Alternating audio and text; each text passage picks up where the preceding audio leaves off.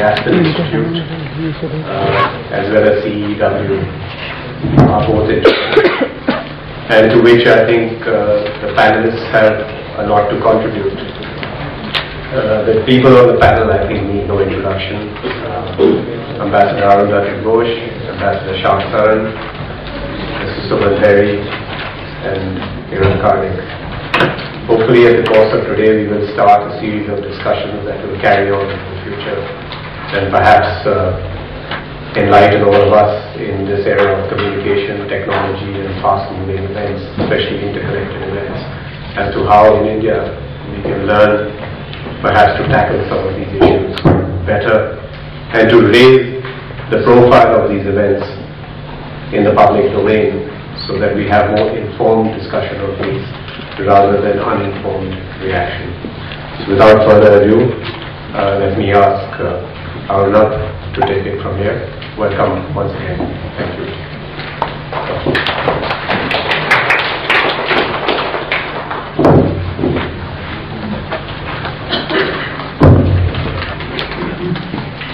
Good evening, everyone. Thank you, Mr. Thapar, for raising the occasion. Mr. Thapar is both the chairman of the Aspen Institute India as well as on our board with the Council on Energy and Water, and we are extremely grateful for your support. I'm the least of the actors in today, so I'm going to speak the least as well.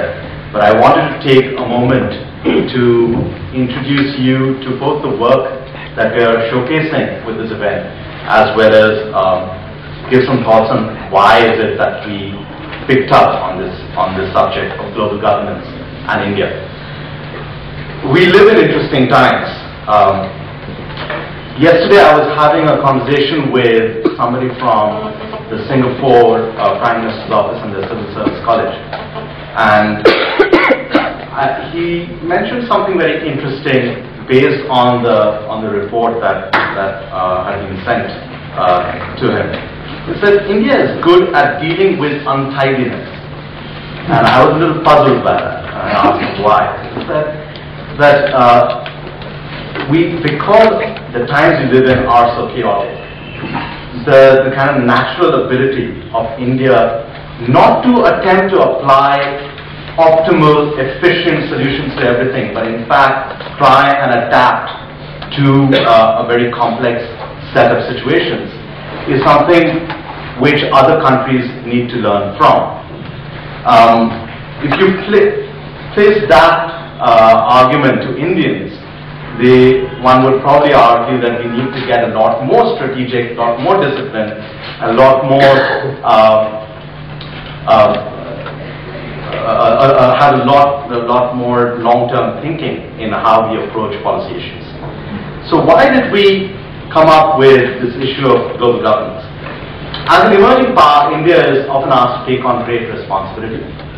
We are also a developing country with vast numbers of poor people across multiple metrics of economic and human development. So how can the priorities of a poor country translate into the regional and global priorities and responsibilities of an emerging power? I propose that we are going through 4 chaotic transitions in global governance. One is that a country like India, but we could also be speaking for China or Brazil or South Africa or Indonesia or Egypt. These countries are moving increasingly from being simply rule takers in global regimes to rule makers. The question is, how would they apply their growing power to the new sets of rules that have to be developed? The second chaotic transition is from moving from just rule making to the design of institutions and regimes. We are talking about new areas that require new sets of institutions and new sets of global governance arrangements, whether it is cybersecurity, whether it is the outer space, whether it is linking up the governance of the oceans along with the governance of climate change. So new regimes have to be created, and there has to be a question about regime design in that context. The third major transition is from thinking about individual regimes to what in academic terms is called a regime complex. A multiplicity, a plethora of institutions that span the global landscape and even the regional landscape. How do we navigate those different institutions with their different sets of rules, modalities, governance procedures, memberships, and so forth? And of course, their governance deficits. And finally, perhaps most chaotic, is the transition from formal institutions, the stuff that our diplomats are trained to engage with, to the informal networks where some of the rules that govern our day-to-day commerce, energy supplies, the internet, etc., might be developed, which is through informal groupings, whether it's of experts or commercial institutions and so forth. So to understand that complexity and begin to anticipate some of the changes that are occurring, we brought together this illustrious group of experts in India, some very senior diplomats, others experts in various different issue areas: cybersecurity, outer space, climate change, energy, trade, finance, monetary issues. And we asked them this question: what is the current situation that we are faced with? How does your domain area intersect and interconnect with other domain areas? And how does that increase or decrease the complexity that we are faced with? Number three, what are the changes that we can anticipate? What's on the horizon? What's over the horizon that we need to start thinking about? And then, are there any common principles, rules of thumb that we can offer our policymakers, as well as our academic and civil society communities, to start thinking about? So that was essentially the structure of the report that I think all of you have the preface of it with you, and the report is online. We have a few copies here. We try to minimize printing, being an environmentally conscious organization. I will stop there and pass it on to our four speakers, starting with Ambassador Arundhati Ghosh, who essentially took the lead in bringing this group together, and I'm most grateful to her for her leadership right through the past year. The report was submitted to the National Security Advisor 3.5 weeks ago, and he insisted that it be widely circulated. And no better speaker to kick us off today about the need for engaging with global governance in India in a more strategic and structured way than Ambassador Arundhati Ghosh. So over to you. What is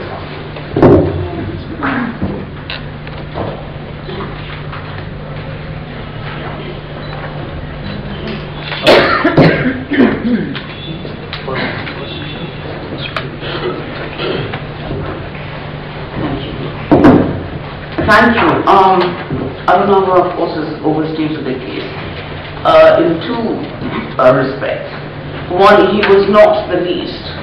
He was probably the basic foundation of the work we did during this last year. And you will see in the report that he was the lead author. That is to massage our egos a little bit, because I think 2/3 of the work, or 99% of the work, was really done by Arunava. And secondly, I didn't lead at all. We voluntarily all got together this year. And you will see how and why and so forth in that preface, which has been circulated. You will notice that we have, and I see from some of my colleagues who are here, former colleagues, that we have left out some very important areas where there are rules, norms, regimes, even institutions. And for example, labor laws, international labor rules, human rights. Because it would have been too much, but it doesn't mean that they're not important and they don't intersect. And the same kind of structure cannot be applied to them to see what are the interlinkages between these areas. But it was just a bit much for what we were trying to do as a first step. And I think in doing this, in hindsight, I see now, of course, he's a retired ambassador, but Hemant was with me in Geneva. In hindsight, we handled in the UN offices in Geneva organizations like the ITU, the ILO, that's the labor organization, the interlinkages between the WTO and labor. We sat down and drafted conventions to stop labor laws being brought into our trade relations. You had the developing countries trying to stand up to the WTO through UNCTAD, which didn't make much of a difference because they were the powerless at that time. I mean, I'm talking about the late 90s. You had the World Health Organization, which of course one had to rely on for the Biological and Toxic Weapons Convention. You had the other organizations, as we saw it, and you will see in the separate sections that we have dealt with, where the rules and regimes that now exist were formed by essentially people whom you could, the powerful at that time. The UNHCR was linked to High Commissioner for Refugees, was linked to human rights, disarmament for the UN and Security Council, and so forth. Now this is what was, it's in hindsight. I must say, when we were dealing with it, it didn't occur to me that you just felt it. So why were we on the defensive in the late 90s? In almost all these forums. And since 1998, things have changed so much in our country and in the world. And I don't need to tell this audience of what these changes are. But this is, today what I find is that India has been being asked to shoulder responsibilities. But she's still the same India, she's just growing. She's still a developing country. She's got all the problems of a developing country. The basic one, in my view, is organization. We are not able to organize the totality of our resources in such a way as to maximize the returns and the output. So we're being asked to take these responsibilities, and I think, to an extent, as we grow, we need to get our interests taken into account more than they were in the past. This may result in tweaking the rules, the existing rules a bit, changing them, being prepared for new areas which are coming up, looking at what the interlinkages mean for us, trade and finance, for example, climate change and trade and the disarmament regime, I mean the non-proliferation regime, not disarmament. There is no disarmament regime. A non-proliferation regime and trade. These are through export controls. These are issues. I very briefly go through, and I must say that we are in our working group, and as I said, it was purely voluntary. Such excellent cooperation and participation. I, for one, as being particularly outdated and thick, learned an enormous amount from my other colleagues who were in the group, both from what they said and from what you will find in the report. I'll just say a few words about what I feel the area where I was interested, which was the non-proliferation regime. Since it deals with defense and political matters, it is a regime, it's very wide,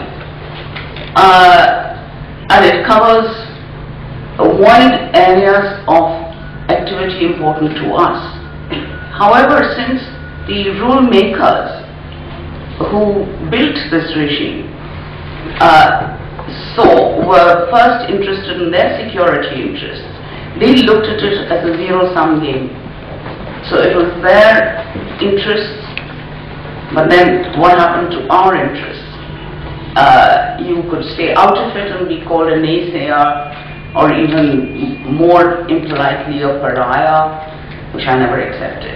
But whatever. The issue remains that is there some way in which we can deal with it? It's a very rigid system. In my view, there are some but few trade-offs that we can look at.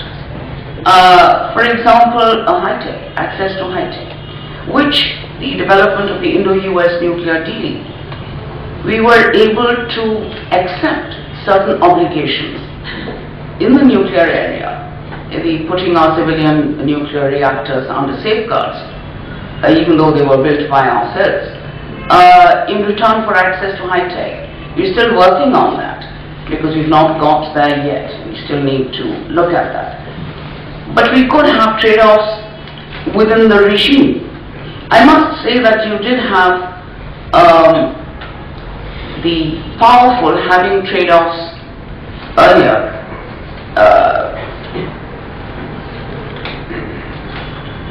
Our decision or our desire to test nuclear weapons in 1995 versus our interest in Kashmir at that time, which were linked to stop us from testing in 1995. 1996, we rejected the Comprehensive Test Ban Treaty and lost the vote on the UN Security Council. It was almost predictable because we saw it. So these linkages were made by the powerful. Today you're relatively better off, we are relatively better off. And we could perhaps look at trade-offs within the regime itself. So this is briefly what I wanted to say, just one new thing.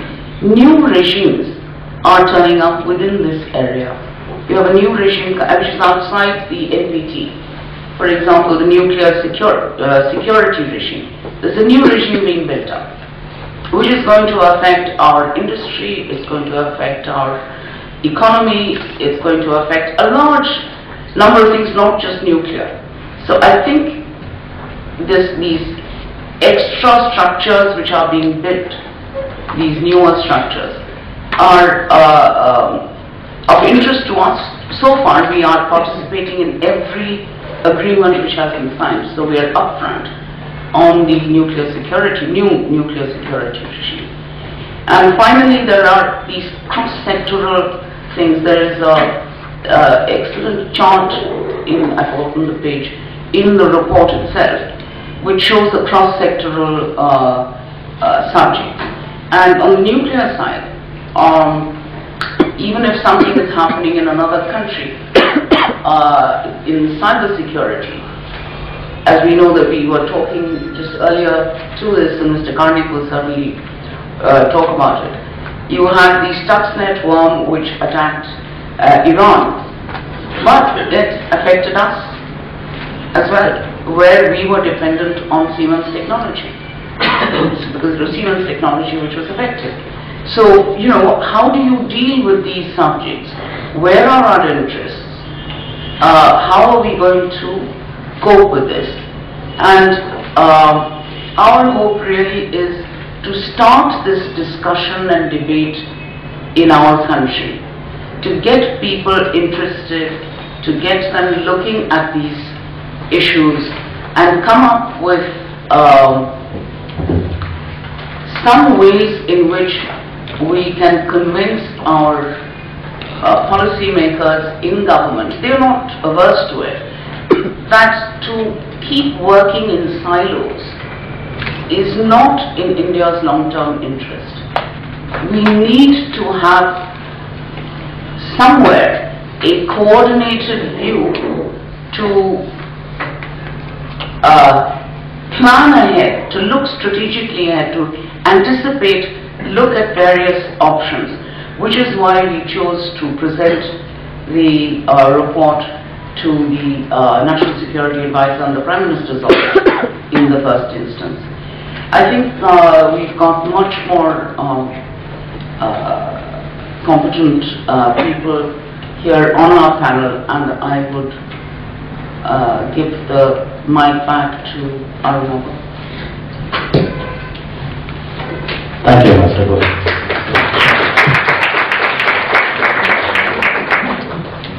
Ambassador Ghosh closed with suggesting that we need to stop working within silos.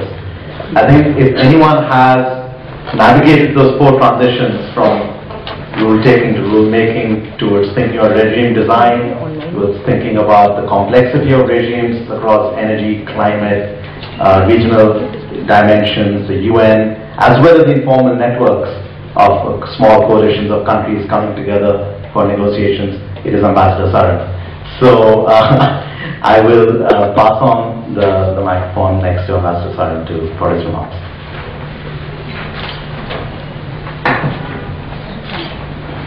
Thank you very much.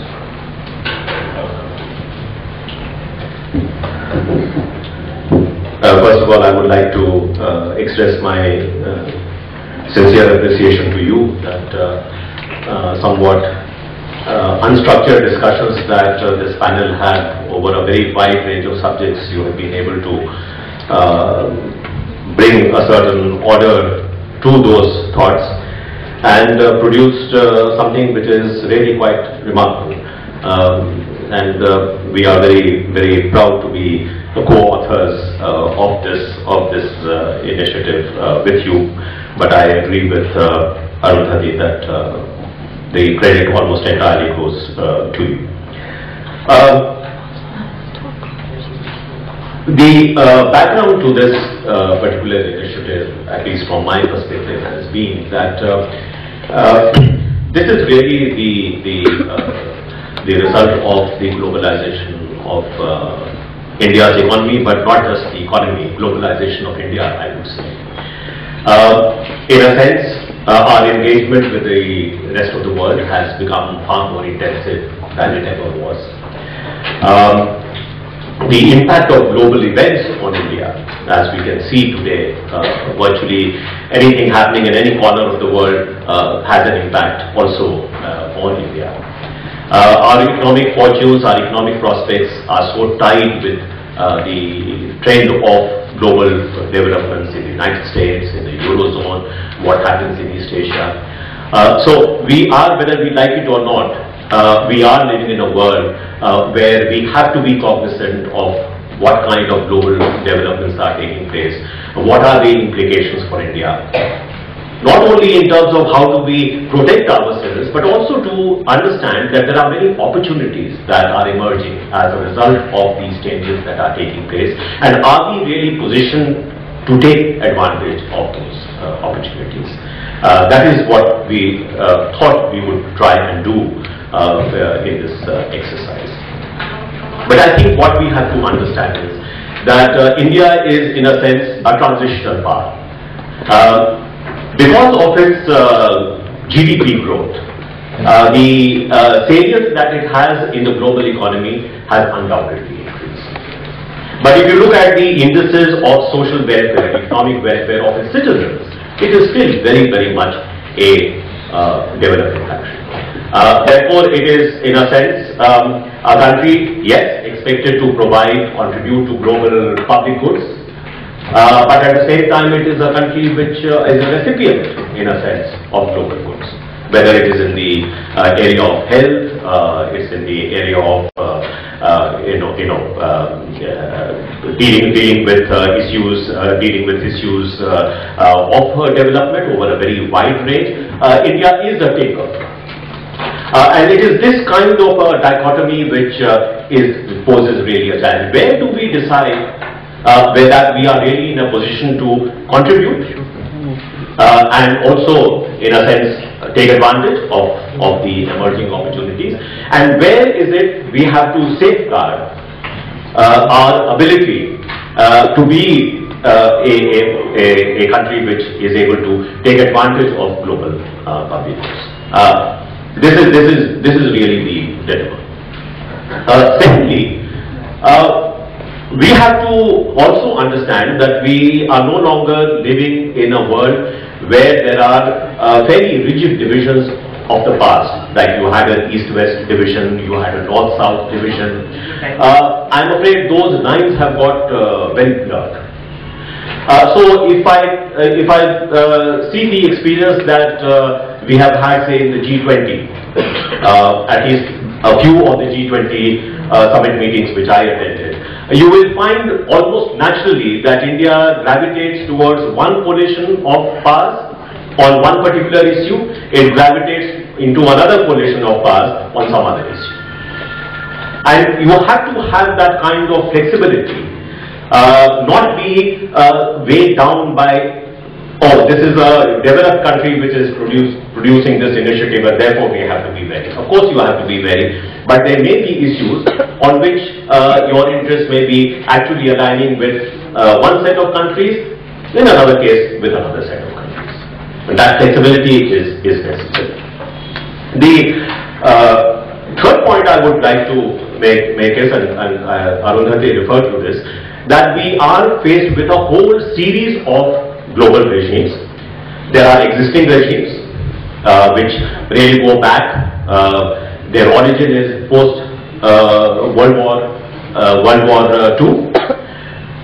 They have undergone an evolution, but essentially the infrastructure, what I would call the infrastructure of global governance, is something which has been more or less fixed since World War II. That is under tremendous amount of stress and strain today. But at the same time, you have those who are running that system do not want to let go either. So you have this a kind of inertia which is there in the system, which it is in our interest to try and tweak, not necessarily completely abandon. But there are also very new kind of challenges which are coming up, where we can in fact have a role to play in the design of those new institutions. And we find this, like for example, if I take some practical examples, in the IMF, the interests of India and China are not necessarily aligned with respect to some of the new kind of arrangements which are coming up. But if you look at, say, climate change, or you look at WTO, on many issues, India and China actually are very closely aligned. In the 2 years that I was the negotiator in the climate change talks, one of our most important allies in those negotiations were in fact the Chinese. So you have to be in a sense nimble-footed enough to be able to make that kind of a change in the way you approach these global institutions. Lastly, I would say the issue of working in silos. There are two aspects to it. One is not being cognizant of the fact that there are cross-sectoral linkages. What you are able to give up in one regime, you may be able to trade it off or get it something in another regime. So that kind of linkage is very weak in India's case. But that is not the only case. Even when you are looking at specific issues, a single issue regime, there also the approach which India takes cannot be narrowly sort of formulated on the basis of some technical factors. Let's say, for example, if it comes to say a public health issue or an intellectual property issue, usually it is the line ministry which is dealing with it. But actually, today there are hardly any issues, single issues, which can be dealt with purely with the expertise, with the knowledge of that domain alone. So unless you have at least a fair amount of knowledge of other domains which impinge on that, you can go very, very wrong. And that is something which is still missing in the Indian case. So I think there are both these aspects need to be looked at. How do we make sure that when we are dealing with a particular issue, are we able to pull together all the various stakeholders, all the people who can contribute actually to making a much more effective strategy on India's part. And secondly, being aware that there are several regimes in place, others which are emerging, and there are immense opportunities for trade-offs if we were able to actually gauge where our interests lie with respect to each of these regimes. If we are able to do that, then we can actually deal with a very highly globalized environment that we are faced with. I think I'll stop there. Thank you very much for your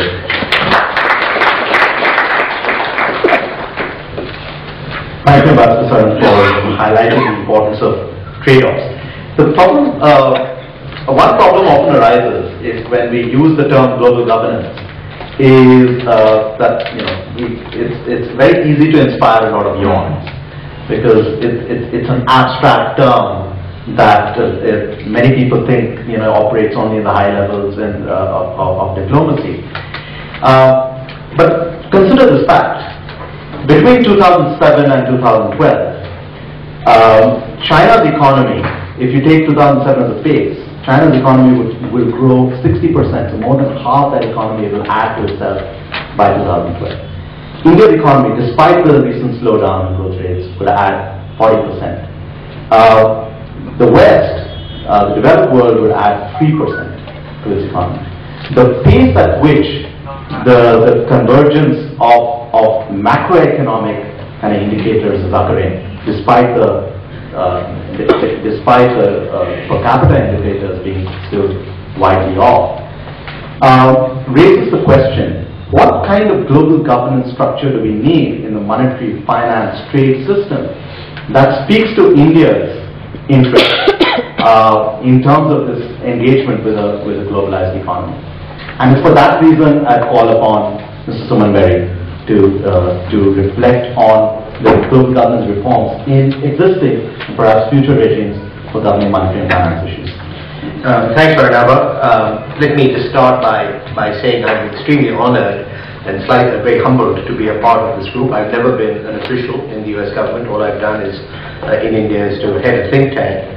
And so what the actual realities are of trying to carve out a way for India is something that I've really seen as an observer, and as a result for me this was a huge learning experience, and I really feel very grateful that Arnava and Amhati and others included me in this group.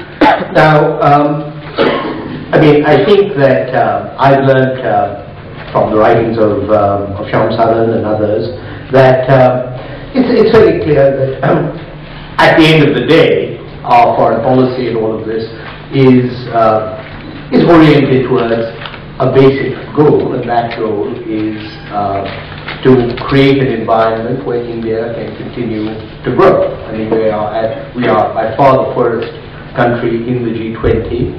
We've got a long way to go. Arguably, we missed a lot of opportunities kind of along the way. And so, if you want a lodestar, if you want a north star for all of this, it is to make sure that despite the fact that we may have missed opportunities along the way in the past, that we can shape the global environment so that the same kind of opportunities arise in the future. And frankly, between what's happening in trade, what's happening in the slow growth of the industrial countries, what's happening in climate change, it's not looking good. And so therefore there's a real challenge out there using all of the instruments to try and make sure that we have an icebreaker in the pack ice that faces us.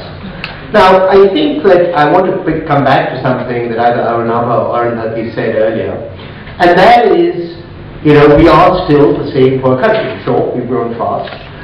We've not grown as fast as China. But I do think that before I get to specifics, it is very important to focus on how the global narrative changes and how it has changed.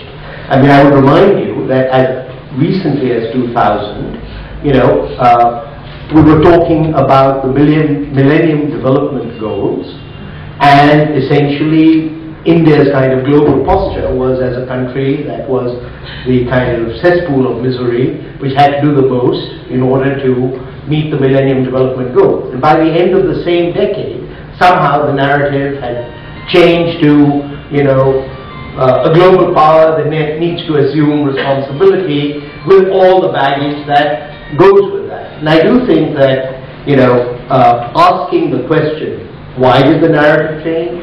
Who changed the narrative? Could we have been more alert to it? Whose responsibility is it to shape this narrative? I think these are all meta-level questions that also have occurred to me as a result of being involved in this work. Now, let me also say, as part of that, it is very, very important not to count your chickens before they're hatched. I mean, for us to be operating or being asked to operate in the climate change regime on what we might be in 2030 or 2040 is frankly just madness. Because where Asia is today was completely unpredicted by people like Murdoch, etc. So stuff happens. And I think that yes, we need to make our way, but let's not let this kind of hubris play into the hands of those who are reshaping the narrative, and let us therefore, I think,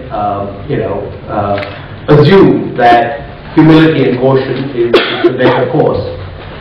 But I do think that, to go from the generic to the specific, I do think that one issue that hasn't come up now, and I'll illustrate it with the specific, is this question of whether the kind of middle power that India is, or whether we're better served by rules or anarchy.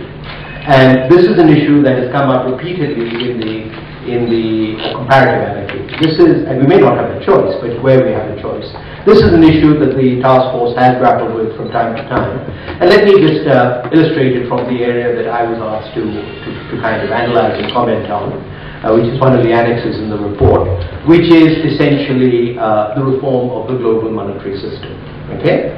So, I mean, firstly, you have this kind of name-calling between the US and China, each of whom accuses the other of having broken the rules for its own benefit.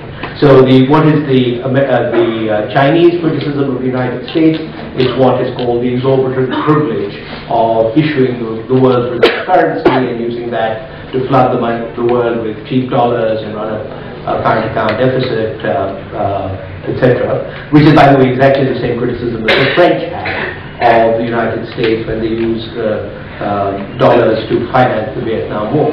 So, from that point of view, basically the US is to blame. From the US point of view, it is China's fixed exchange rate and the violation of those monetary rules that really is the source of the global imbalances, etc.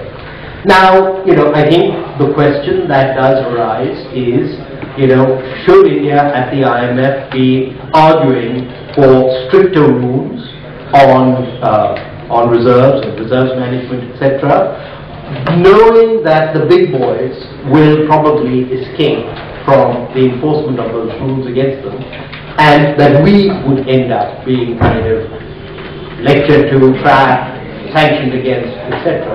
Are we better off with greater kind of formalization of that system, or are we better off, in a sense, doing the duga that essentially Arunava and the Singaporeans are accusing us with?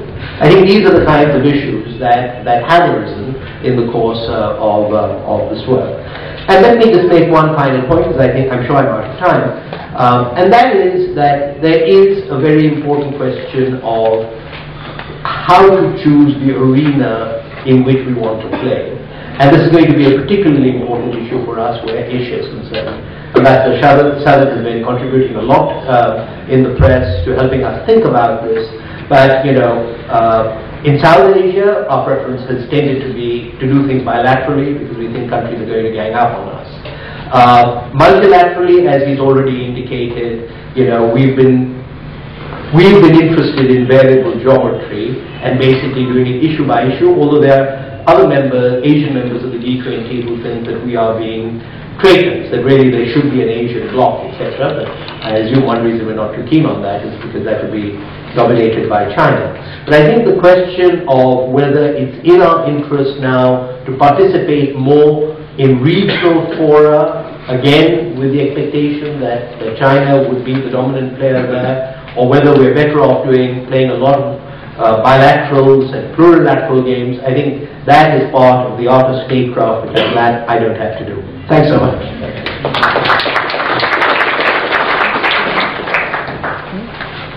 Well, thank you very much, Mr. Berry. Yeah, do we have a preference for anarchy as a transitional path, as both Mr.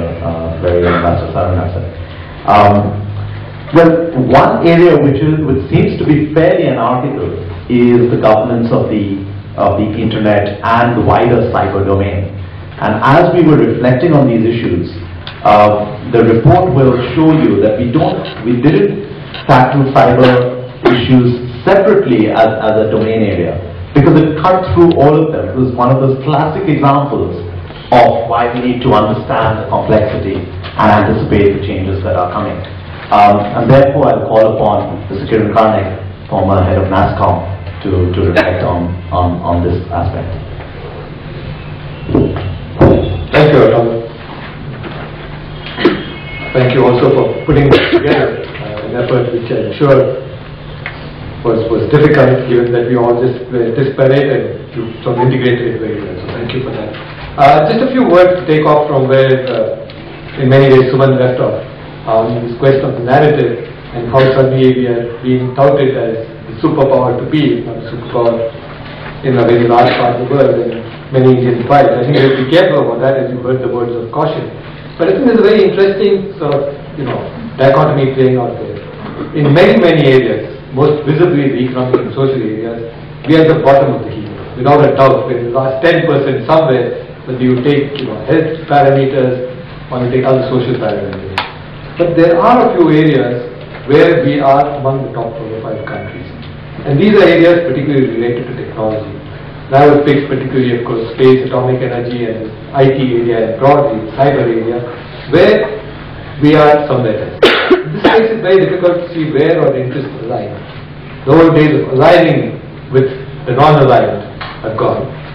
But we are groping about where we should be on these and how we differentiate this. This is a challenge as we look at the regimes. In the last part of what Arnab said about anarchy versus regimes, and I'll come to that in a moment. But if you look specifically at certain areas of technology, you will see what I mean.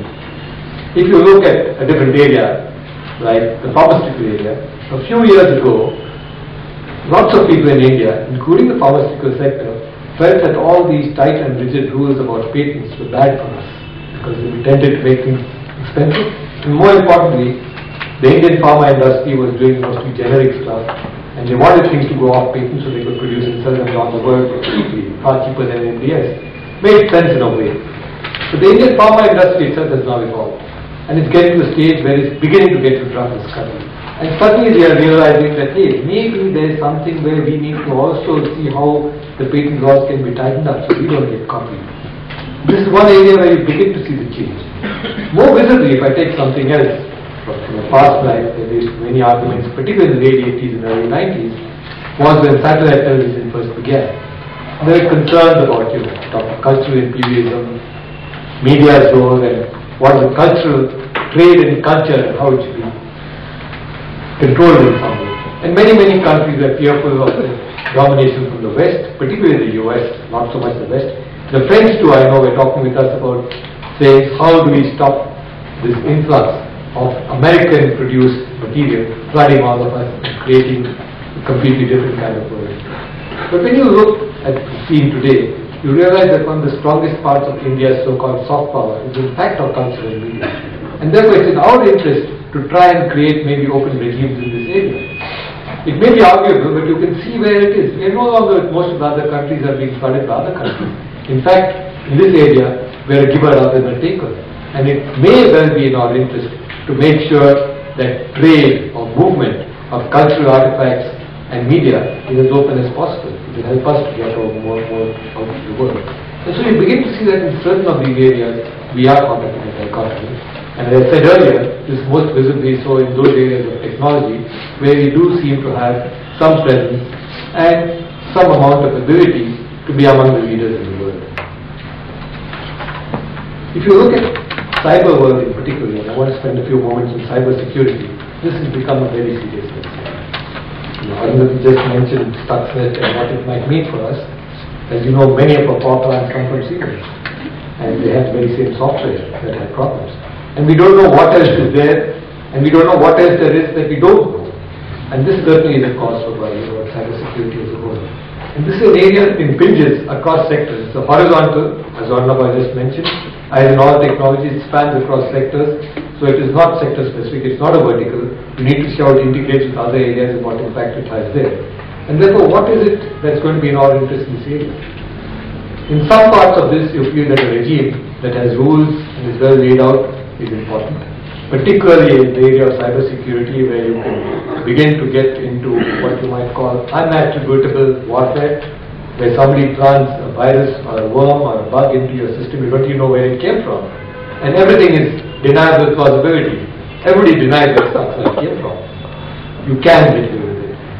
Therefore, what is it going to be in our interest to do? And to what extent are we going to be not just in a defensive posture, but possibly, though we won't discuss this publicly, or in a large forum, to what extent is in our interest to be on the offensive, given that we have strong IT capabilities.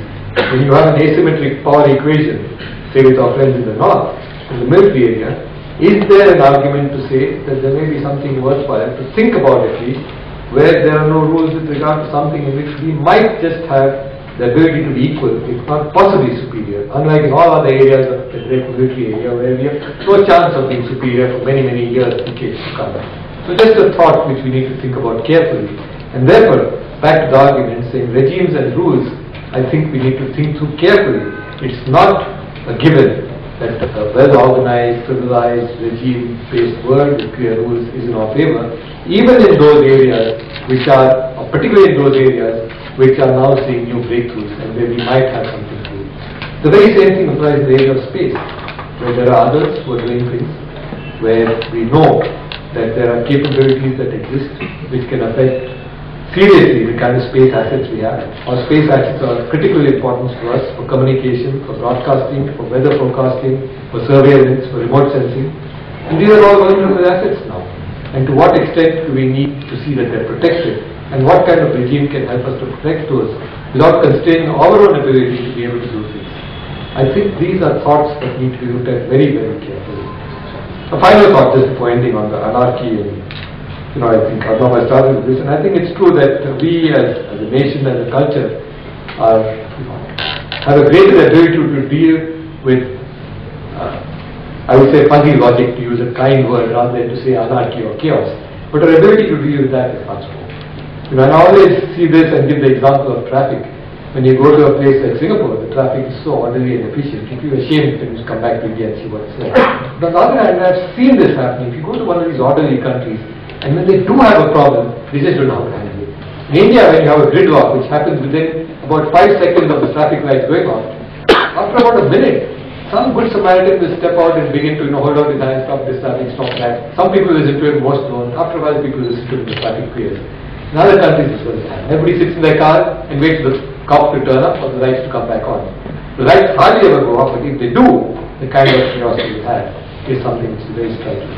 And this struck me. I want to end on this note. So those of you who are film buffs, particularly the commercial film types, if you saw Die Hard 4, you've seen this guy who, in the cybersecurity game, or the cyber attack game, who disrupts all the traffic in New York by just playing the traffic signals. And this complete chaos and complete breakdown. I said, this happens in Delhi every day, but we are able to handle it.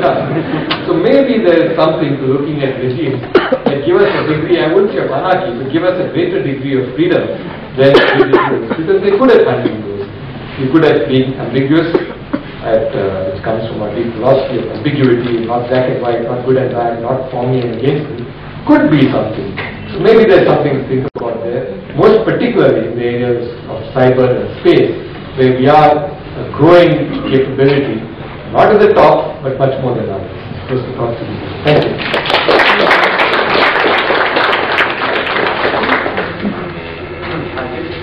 Thank you, Mr. Khan. Last week, the Foreign Policy magazine has a blog, and one of the authors there posted a piece called "Everything You Wanted to Know About American Grand Strategy ... is available on YouTube." And he posted a series of videos that seem to summarize different aspects of American foreign policy. I guess if you did the same for India, all you need to do is take the camera out in a busy traffic junction and showcase that. But where that analogy probably fails at the global level is that perhaps the rest of the world is expecting that India does step outside that car and becomes the kind of good Samaritan to sort out that mess. And I think what we were saying is we prefer that anarchy to kind of navigate it ourselves step by step in a calibrated way. Before I open up to the floor, I just had one very quick question to each of the panelists. And I'll start with this issue of anarchy and complexity with Ambassador Saran. Climate change, energy, the trade regime, given our interest in developing clean tech products and trading them, these are inherently interlinked, but they do operate in different silos. How should India and its commercial establishment as well, not just our diplomatic establishment, navigate this kind of increasing complexity of rules that govern climate change, energy, and the international trade system? Would you have any thoughts on that?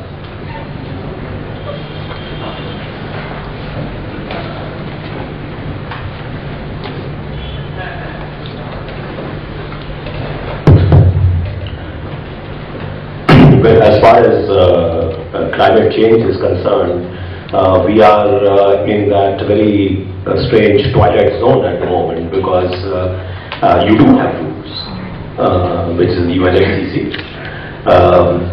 You do have a regime which is represented by the Kyoto Protocol. But you have a situation today where those who willingly and voluntarily signed on to those legal obligations now are repudiating them. So whether we like it or not, since some of the most powerful countries in the world do not wish to observe the legal obligations that they adhere to the legal obligations that they have solemnly undertaken, and which they keep reminding all of us, if there is any kind of deviation which we may display on any other instrument, you are faced with a situation where there is a different kind of regime which is emerging. Now the question is, as far as that new regime is concerned, which we do not think we can prevent from emerging, where do your interests lie? Now, in determining where your interests lie, you cannot just look at the climate change dimension.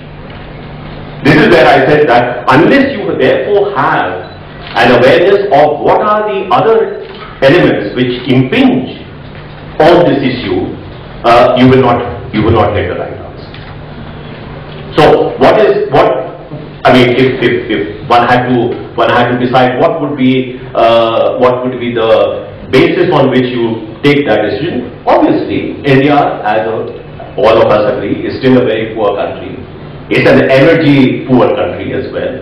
How do we ensure that our developmental prospects are not undermined by any regime or any arrangements that are emerging?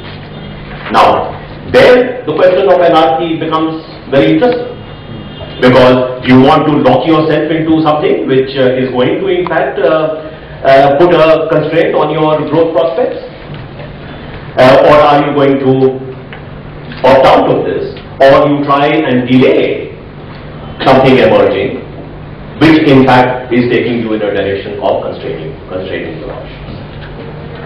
So part of the problem is that while in the negotiations we seem to be operating on that assumption, but we are not able to articulate it effectively. Part of the problem is that I don't think India's case with respect to the position that we take in climate change negotiation has been in fact properly explained and articulated. Ambassador Ghosh, I think since you had such a long career in the foreign policy establishment in India, my question to you is very simple. What does global governance mean to the Indian foreign policy establishment?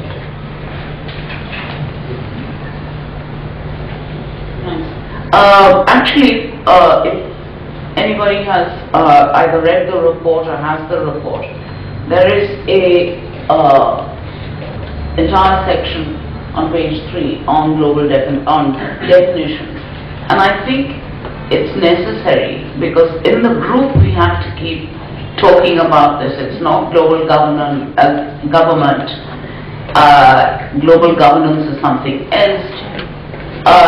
It is a question of treaties, norms, rules, which have been established with institutions over a period of time. And the definition here says global governance may be defined as the sum of laws, norms, policies and institutions that define, constitute and mediate relations among citizens, society, markets and the state in the international arena, the wielders and objects of international public power. And obviously these regimes or rules or norms that exist today were set up without our full participation. I mean, if you see the beginning of Suman's report, we were present in 1944, but basically to support the British position. So, I mean, you know, whether any... That's right. Even the human rights. Our constitution is based on the Universal Declaration of Human Rights. What was our India's view at that time about community and individuals? I don't know. I'm not saying we repeat the constitution or even tweak it. I think we've got a very good constitution because it's just an example. I think, if I might, I'd like to put in one little word which I should have started with, which is while thanking Morunabu, I did not thank this excellent team at CEW and CEW itself. I had the opportunity of meeting some of them here today are doing excellent work. But the groundwork which was done by CEW and the biscuits and the coffee and stuff that we got, I mean, it was really CEW which kept this group going. So I'm sorry I missed that out. I really needed to. If you will give me one more minute. Together with your anarchy and rules, I believe, as we used to earlier, that rules normally protect the weak. In anarchy, the weak will get covered. The weak will get covered in any case, so the solution to that is get strong. But I'm not going into that. I think we can overplay our doom and gloom as well. 2011 was bad, maybe 2012 will be bad, but it's not so bad if you've got even a 6% growth rate. And nobody's yet talking, I don't know, someone's talking about a 6% growth rate. But, okay, you're starting from very low level, but you are growing. And I think we should not look at this business, because rules are something, if we have a chance to adapt them to our needs, our interests, to tweak them, the existing ones, I think it would be defeatist to say anarchy is better and that we are fuzzy people in any case. So we will fuzzily handle it. We don't. We react very negatively, internationally. What happens is, earlier when we were really weak, we stepped out of the regime.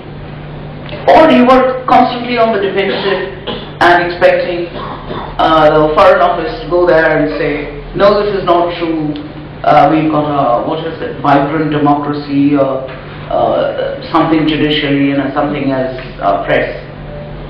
This is not, that world does not exist anymore.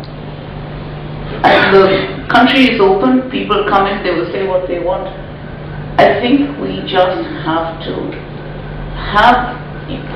ensure that the world as it is evolving, it's not only us in transition, the world is in transition. In this, wherever we are going, the world and India, that India's interests are reflected, protected may be ambitious, but certainly reflected to the extent that we can.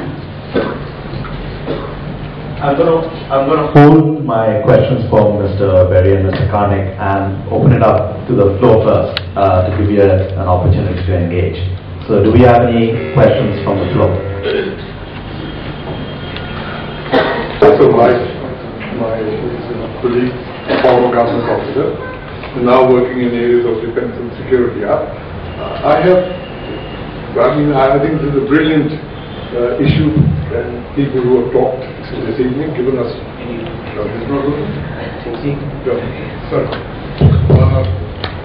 It's a very interesting topic, but I sense something here which I would urge you to tell us a little bit more and tell me whether I'm wrong.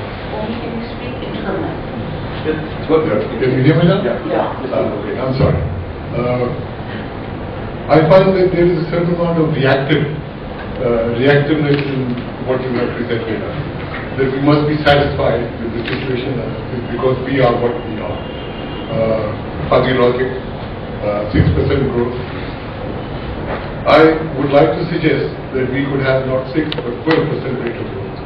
With a little tweaking of what we already have with regard to the question of exchange rates.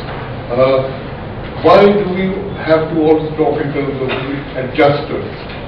Why can't we be initiators? If the Chinese can be initiators by making the effort in the very beginning to internationalize their currency. They're trying to persuade certain countries to buy in yuan, buy and sell in yuan. Why can't we try that with certain countries? Why don't we sometimes be initiators instead of always being reactive? These are two questions which I would be very happy to have the panelists respond to. Thank you. We'll just select a few questions, one question and then Okay. A common undercurrent that I feel. Anupam, could you introduce yourself, please? Oh, sorry. My name is Anupam Khanna. I'm the chief economist at NASCOM.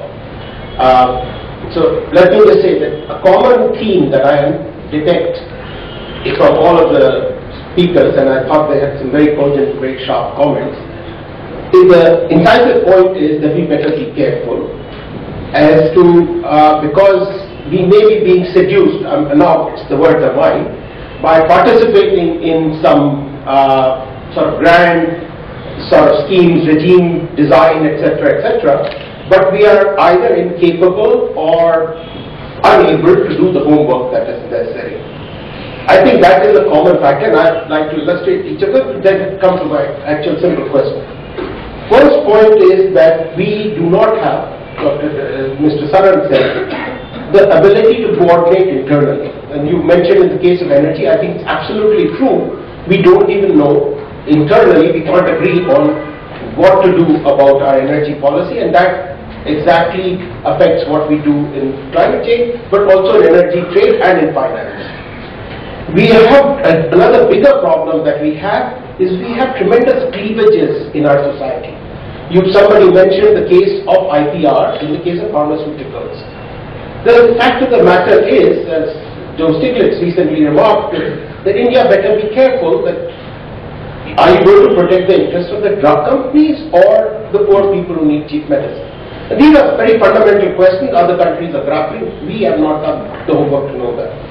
Third, somebody said we don't have the clout. I think Suman was saying, it's a fact that in money and finance, India is just a negligible player. We may always say, oh, there is a candidate, one of our people is going to be a candidate for the headship of the IMF or the World Bank. Let me tell you, they're coming up again. Never, and it's not, there's not even a dream that will be there. So we just don't have the clout. And the trouble is that there are a couple of areas, this is Mr. Kiran Karnik's point, that where we may have a clout. For example, there are certain areas, services trade, may be an area where India is a big player. But let me tell you, we have no clue. Ministry of Commerce just put out a plan to double our exports. Right up there, there's only one para, it says we don't deal with services exports at all. It's only about merchandise, even though the services export are much, much bigger than anything else we have. And the fifth area is the point which rules about anarchy. And here I beg to differ with Ambassador Ghosh. Rules have been used have always been designed by the hegemon for the last, 2 millennia, and have actually not protected the weak. They are ostensibly constitutions are supposed to be, but in international relations they are not. They tilt the playing field one way or the other. Having done all this, the basic point comes down to that we need to do our homework internally first. And I'm asking, all of us sit around in think tanks and conclaves like that, but in the serious domain knowledge that is necessary to do the homework, because we are getting outgunned, outflanked. We gave away the store and trips. I can give you 4 or 5 areas where by participating in certain discussions without the homework, we have been taken for a ride. And I'm saying, how do we make sure that in this country, we do our homework right, and rather than talking about other things? Let's take those 2 questions, because both of them relate to, if we have to be initiators, if we have to do the homework. These are questions that we've, as a group, has also discussed. And I think one thing we need to consider is not just the role of government. It's easy to blame government and departments within government, but what is the role of commercial establishments to do that homework? Do we necessarily need to keep yawning when we talk about global governance rather than think about how the rules impinge on our commercial and other interests? So, whoever one of you would like to talk. I'll just make a general comment. What we are doing today is the beginning of our homework. Please do not think that in the panel we did not discuss the need for coordination, the need for homework, for preparedness. This we felt by going public with this report, bringing it to the attention of the National Security Advisor, because the PMO should, in our view, be the coordinating body within government. As far as we are concerned, you've got think tanks, you've got economists, you have unfortunately unable to make it today. People from business, people from within the planning commission or negotiators on trade. If you look at the report, this is the beginning of the homework, and we expect all of you who are interested to participate in that.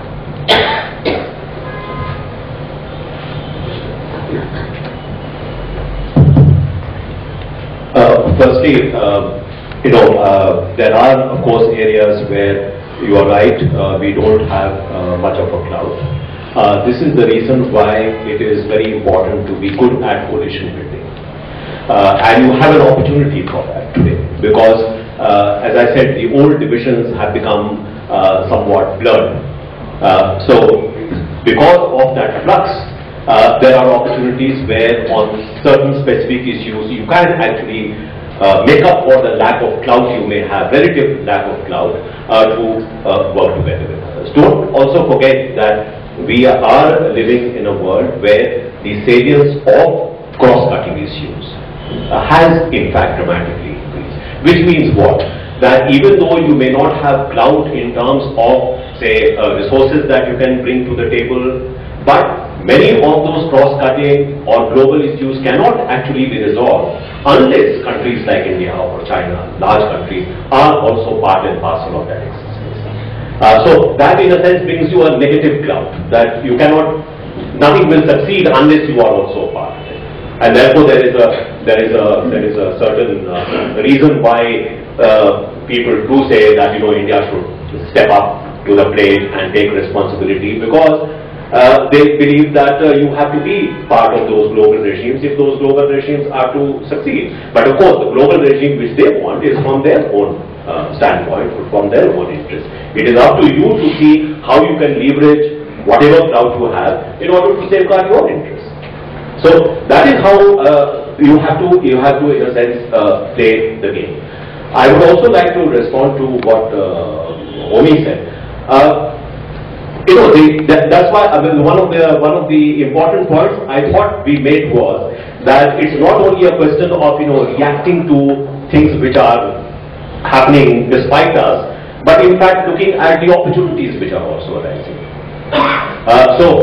In this flux, in looking at those cross-sectoral, trade-offs which are possible, there are opportunities for you. And you can actually advance your interest, you can advance your growth prospects if you were able to do that. You are not doing that. So how do we bring that about is very much part and parcel of this exercise. It should not be looked at from a negative point of view, that it is only about how do we protect ourselves, how do we make certain that we are not again taken for a ride. It's also an issue of how do we make certain that we are aware of opportunities that emerge and we are positioning India to take advantage of those opportunities. There are actually a lot of opportunities that you can actually exploit. Yeah. If I could just be permitted a question, because we have two experienced diplomats here, they may or may not want to respond to it, but what struck me hearing Ambassador Ghosh and Ambassador Saran in their two spheres. So, I mean, you have the situation where the world community is ganging up on Iran because of its violations of the NPT, to which I guess it was a signatory, right? Yes, so that's why there's an issue there. On the other hand, you have Canada, in a sense, exiting the Kyoto Protocol, and everybody thinks of it, as something that's completely sort of ordinary. So the question of who decides what penalties are to be exacted for violating a particular regime is something that I don't have a feel for. It was an interesting comparison that came up. So I would just like to refer to Anupam's question of doing the homework. I mean, I think there are two or three issues. One is, is today different from yesterday, and will tomorrow be different from today? And I think that the range of options and opportunities available to us now is different. Now, whether we could have prevailed in the case of TRIPS, I mean, there's a very interesting essay by Anwar Hoda in the back of the book, from which I learned a lot, which is saying that basically India tried very, very hard to prevent the erosion of the world trading regime by being a part of a club of people who said, no, multilateralism is the way to go. And were the people who undercut the WTO as it was being created? The US, the EU, etc., giving us no choice. So again, the question of, if you like, rhetoric and rationalization as well as realpolitik, those issues do keep arising, and you need to be operating, I would argue, on both. But I think now the question, as Arundhati has said, I mean, people like John Briscoe of the World Bank, argue that actually between its presence on the staff and, as it were, its participation in governance, that really there are few countries who actually know, say, the multilateral development banks, particularly the World Bank, better than India. And were we to choose to do so, we could make a decisive difference on the governance arrangements at the World Bank. But my understanding from other people, who are not so much in MEA but in finance, is that there's a sense up till now that it's a US fiefdom, and we've got other fish to fry and other fora in which to fry them, if I'm not mixing too many metaphors. So, let the US mess it up, and we play elsewhere. So I think in that sense, the relationship between the intellectual work and the realpolitik is something that always has to be considered, but it's dynamic. And so I think an important outcome of this is which are the things that are going to matter 5-10 years from now, and where we should be investing diplomatic and political capital. Just three very brief comments on Aspen, relation mainly to what Anupam said.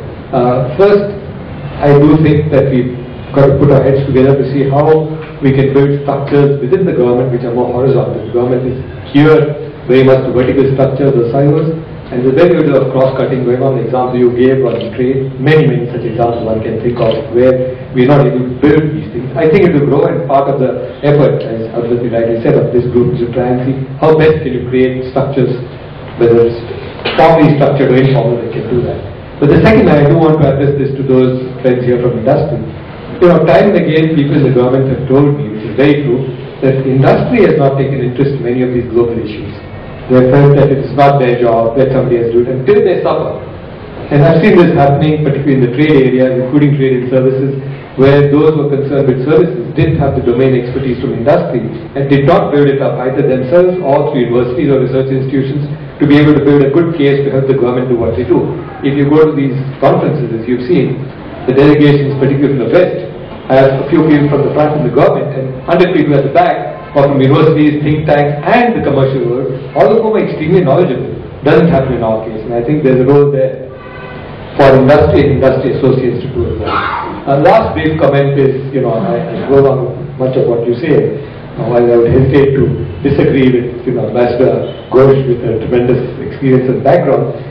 We've already heard examples where the rule makers, if they're powerful, break the rules. So the rules don't really help the weak. In fact, the weak are always taken advantage of. Now, whether Iran has violated all aspects of FPT or no is somewhat arguable, or whether oil embargoes of them are right or wrong is equally arguable.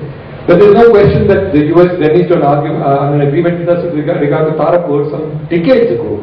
And we had to sign an agreement with them in great hope of getting technology once again. Rather foolish according to me, but that's the way it is.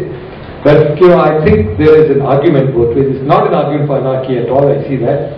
Rules sometimes do help the weak, and sometimes, as Ambassador Saran rightly said, a coalition of the not so strong can be powerful enough to do something. But when there are rules that affect the strong, they walk out with no compunctions whatsoever and no sanctions. And that's something we've got to remember. It's not a complaint, it's just something we've got to take note of and say, hey, what happens if? Because the rules are not sacrosanct and not there for everybody. I think that has to be very clear. Final example, when you're a winning wicket may be a wrong term in this league, you change from normal turf to astroturf in hockey, and suddenly India from being a perpetual gold medal winner is down at number 6 or number 7. Simple change which was brought about without all being aware of what it means to have artificial turf on a hockey field. We'll just take the last couple of questions. Yes. I'll come to you. My name is Dr. Vidud Sekhar. Without closing doors, can we be good Samaritans to ourselves? We hold 1/6 of the population of the world. We take care of 1/6 of the problems of the world if we just be good Samaritans to ourselves. To address and implement global issues, you have to have defense leverages, which we don't, standalone defense leverages, which we don't. So, without closing doors, I think we should look within. Yes. Okay. Could you introduce yourself also? Yeah, good evening. I am Abhay Kumar, and I am a serving official, but question is my personal, it's a personal question. And I could not hear the word global democracy, which I guess forms, in 21st century it is the lay that after the revolutions we have seen in the Arab world. I thought that would be an important area of global governance to look at. And if we look at in the past 10 to 15 years, what we see that, whether it is R2P, International Criminal Court, or Convention Against Anti-Personnel Landmines, this global rulemaking has been achieved by a number of small countries, and not only countries, but a number of non-governmental organizations, or we can say non-state actors. And most of the time, reaction of the big countries or the most powerful countries have been negative on this this new rulemaking exercise. So my question from the panelists is: would we keep on reacting to new global rulemaking without participating in it, or shall we take our own initiatives to do the global rulemaking? Just to add to that, the opportunities which are available for India, in my personal opinion, is one of the classic examples is the United Nations itself, which we, as Ambassador Ghosh said, that it was the British team or it was the team which was sent by the British who signed the charter on behalf of India. But since then, I mean, several years have gone, and have we questioned that arrangement? Except, I mean, the UN Security Council, a permanent seat at the UN Security Council. And India being the largest democracy and the second largest country in terms of population size, in my personal opinion, could have a greater role in the global governance process if it could advocate proportional representation at the UN in form of a United Nations Parliamentary Assembly, then one country, one vote system at the UN. Thank you. One very last question. Please keep it brief. My question is to Mr. Shyamsaran. So you talked about the India's stand on climate change. So because India is going to be impacted strongly, particularly in the water sector. I am R.K. Khanna, former Chief Engineer, Central Water Commission. Our stand has been changing, particularly during the last two international conferences from Copenhagen to last. Why can't we take a firm stand and a firm policy, consulting all the ministries, environment, water, social, external affairs, and stick to that in every forum? It appears not so good that we go on changing. The change in ministers, our stand goes on changing. And I've got a small observation regarding whether the rules protect the strong or poor. I think rules are meant to protect the strong, protect the poor, but they actually strong, the poor protect the strong. Even Tulsidas has said in the Ramayana, Samrat ko nahi dosh gosain. The strong are never blamed for any wrongdoing. How is it that the poor people living in Delhi on the footpath, they are being run over by the cars driven by the drunken youths? And in the interest of time, if responding to these questions, perhaps you could also offer your concluding remarks if you have any. So, should we work backwards from Mr. Karnik? I think sometimes not very much on response to the question. Just closing comment, I think the important thing is for us to keep a strong dialogue going and to make sure that issues are surfaced and discussed. Once they get discussed, I think we will begin to see a lot more of thinking in this area, which is cross-cutting across regimes, and to begin to look at what are India's interests and where they are. Debate and discussion on this is, I think, critical, and it's a great start. Yeah, I'm not competent to talk about the UN, so I'll keep leave that to the two ambassadors. No, I mean, essentially the same point as Kevin Karnik has made, which is that I think we do, and maybe I was responsible for some of this, I think the difficult thing is as a society to be Goldilocks-like, just get our stand in the world just right, not overblown and not too, if you like, too modest. I think we have huge assets. I think access to our market is one such asset. I think on the whole we have gained by being seen as a principled state rather than a rogue state. I think that will continue to be the case. But I think that the issue is really one of mobilization of a lot of latent resources that do exist, but which the mechanisms for mobilizing are yet to come into place. And as others have said, this is meant to be a modest step in that direction. I think I'll just talk about the climate change issue, and perhaps they could address the UN issue.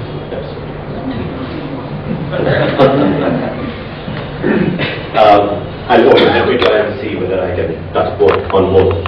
As far as the climate change negotiations are concerned, yes, we did have a mechanism for some time where we had, in fact, all the stakeholders meeting together and deciding on what the brief would be for any of the major conferences, and those briefs used to be approved by the Prime Minister himself. And this worked quite well actually for some time. But why there would be a change in our position? Frankly speaking, I'm not in a position to really answer that question. Maybe there has been a great sensitivity to being seen as a deal maker, not a deal breaker. Sometimes, we see reports, media reports saying that, India is the obdurate, negotiator. It is not willing to make any kind of concessions, or is not willing to be flexible. As a professional diplomat, I would say that this is a par for the course. This is a psychological game which goes on. How you fix on some country which you think has an influence over others, and you try and make that country to be the backbone. I don't think we should be too sensitive to that. I don't think it is so important to be seen as a deal maker, and in the process, undermine or erode your own interests. This is what sometimes happens in the case of India, that rhetoric becomes almost policy. This is, and I must say that, even for diplomats, it's not always very easy to keep that distinction. It requires a certain degree of discipline. So, our negotiating position in the climate change negotiations has suffered as a result. So that when we are trying right now to salvage some of the lost ground, it is proving to be difficult. How we are going to do this is going to be a big challenge.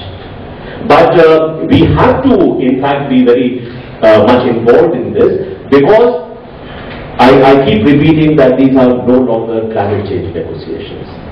These are full-fledged economic negotiations. These negotiations are about competing economic interests. And if we don't recognize that, we will find our interests actually being eroded. So, this is what I would like to see as far as our negotiations are concerned.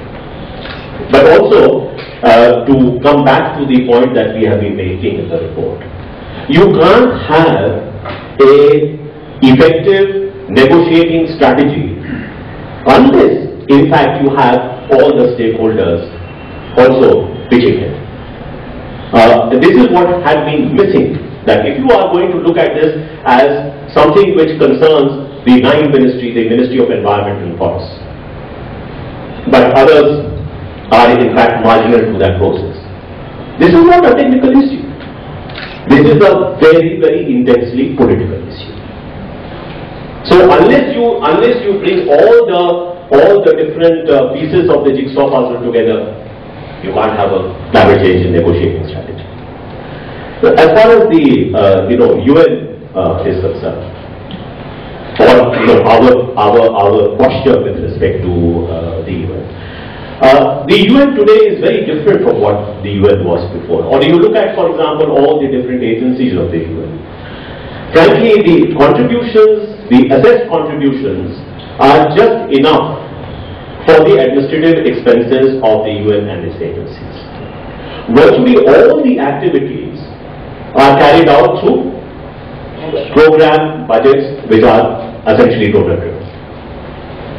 Now, how can you therefore have a UN which is in fact responsive to and is representative of the interests of the vast majority of the members of the UN? Now, that particular element has not been touched. So, if we are going to be talking about a more democratic world order, a more democratic United Nations, the first order of business is to be able to address this. India itself, well, I would say that given the situation that we have, and since we have more resources, maybe we should also be contributing to some of the program budget. because that will give you some influence. But we have a very narrow approach. So we say, no, we will just stick to our assessed contribution and nothing more. That's not the way to influence the United Nations. Influence of NGOs, that's welcome. You know, why should we, to say that India should have taken the initiative on, say, the landmines, maybe it should have. Maybe there is a moral case for that. But you know, we have the armed forces who are not very comfortable with that, which is what had prevented us. But if there are NGOs and there are smaller countries who are taking the lead on this, more power to their elbow. I mean, I think that's a very good thing. So in fact, one of the things which emerges from this report is how much more of a role, influential role, is being played, in fact, today by non-governmental organizations, by civil society groups, by NGOs. And if you don't take that into account, you won't be very effective in your diplomacy. So that is conceded already. Thank you. I take up two issues. This business about rules and anarchy. I think we will keep discussing this for a while. It is true. I mean, you know, might is right. I mean, we may not be moral, but it is a fact of life. I mean, the poor man who's run over on the street by a Mercedes-Benz, as soon as he gets behind the wheel of the Mercedes-Benz, he'll run over some other poor guy. I mean, you know, you're talking human beings. And the thing is to give everybody a certain dignity. It is the indignity that we're talking nationally. Internationally, and I think this is what we were talking about, where the powerful have made the rules, which are supposed to protect the weak. But if the powerful have made them, like in my area, the defense and security area, you have the rules made to protect the security of the powerful. And we have all gone along with it. Well, not India, but let us say the rest of the world, most of the rest of the world, on the non-proliferation side. What we are saying here is we need to have a role in either tweaking it a little bit to reflect our interests, or in the new areas see that they are designed in such a way that contain our interests as well. Since our power has gone up a bit, if you're not powerful, you will be told what to do. I mean, I'm speaking just for myself, not for the group. But that is unfortunately the way I see the world. You are not powerful. There is nothing you can do about it unless you become powerful. Sorry, that's my thing. Other's point, since I was involved in the landmine negotiations, you know that India is not a member of any of the three organizations you mentioned. And there are sound reasons. The issue is about NGOs. Which NGOs are we talking about? Do these NGOs reflect our interests? Let me tell you about landmines. And I'm sorry, I'm going to bore everybody silly for a minute. There is a convention called the Convention on Conventional Weapons, under which there is a Protocol 2, Protocol 1 and Protocol 4 as well, 3 and 4. But I'm talking about Protocol 2, which is about landmines, which with a great deal of difficulty and to take point somebody else made, in our delegation we had a man from the military who was in charge of, he was from the sappers, which is from the people who deal with mines. We had a retired general who was chairman of the preparatory committee. I mean, there was an Indian who was chairman. And obviously, as Shyam said, we did not, our military did not like it. They are the ones who use it. Our police don't use it. In some countries, the police use it. But in our country, the military manufactures places, maps, removes, repairs, etc. Whatever we did, we got the Chinese and the Russians who were against it to agree. We agreed. We got the military to agree to what we had agreed diplomatically, and we signed it. The very countries, not NGOs, countries who oppose the elimination of APS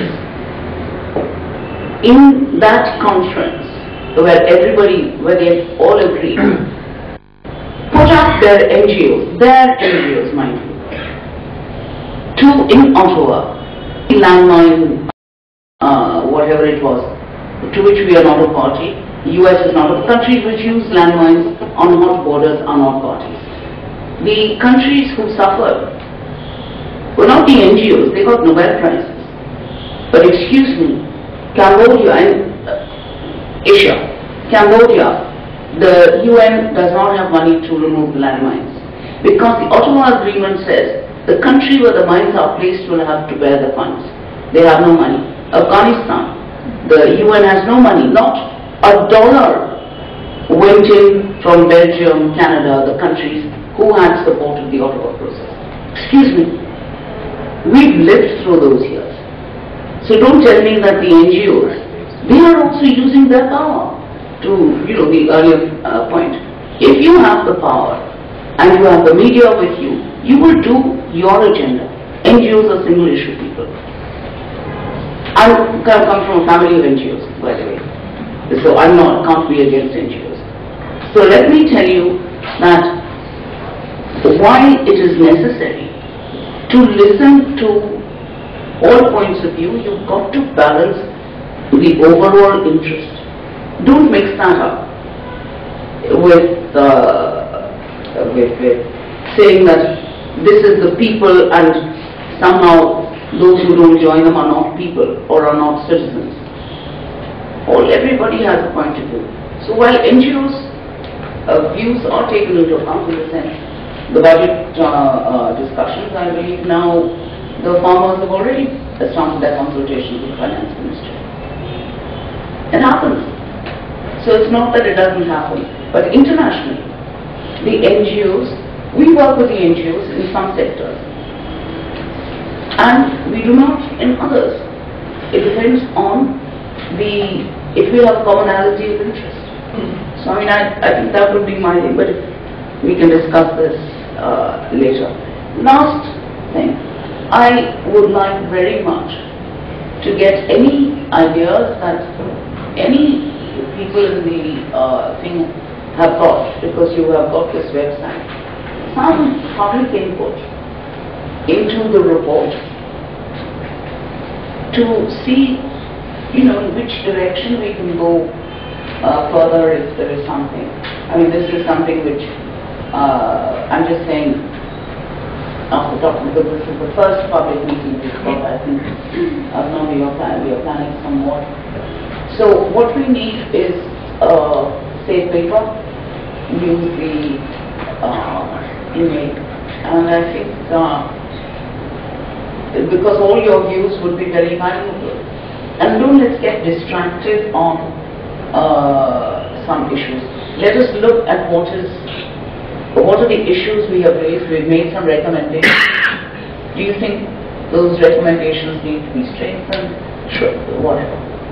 Thank you. And I think there are 4 key themes that emerged from today's discussion, which also are reflected in the recommendations we have in the report.